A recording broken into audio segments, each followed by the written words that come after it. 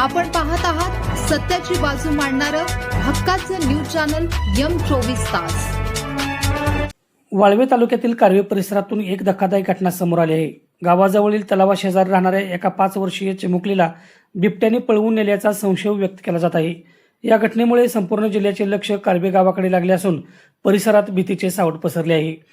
मिळालेल्या माहितीनुसार कारवे गावापासून काही अंतरावर असलेल्या तलावाच्या परिसरात हे कुटुंब वास्तव्यास आहे। रविवारी सायंकाळी 7 वाजण्याच्या सुमारास ही 5 वर्षाची मुलगी आपल्या घराच्या अंगणात खेळत होती। खेळता खेळता अचानक ती दिसेनाशी झाली। बराच वेळ झाला तरी मुलगी परतली नाही, म्हणून कुटुंबियांनी शोधमोहीम सुरू केली, मात्र ती कुठेही आढळून आली नाही। परिसरातील परिस्थिती पाहता बिबट्यानेच तिला पळवून नेल्याचा दाट संशय व्यक्त केला जात आहे। घटनेची माहिती वाऱ्यासारखी कारवे गावात पसरली। घटनेचे गांभीर्य ओळखून गावातील 200 ते 300 तरुणांनी तातडीने घटनास्थळी धाव घेतली। अंधाराचे साम्राज्य असूनही तरुणांनी हार न मानता ड्रोन कॅमेऱ्याच्या साहाय्याने परिसरातील ऊसाची शेती आणि झाडाझुडपामध्ये शोधमोहीम सुरू केली आहे। घटनेची माहिती मिळताच वन विभाग आणि कुरळ पोलीस ठाण्याचे पथक तातडीने कारवे येथे दाखल झाले आहे। स्थानिक नागरिकांच्या मदतीने शोध मोहीम युद्धपातळीवर राबवली जात आहे।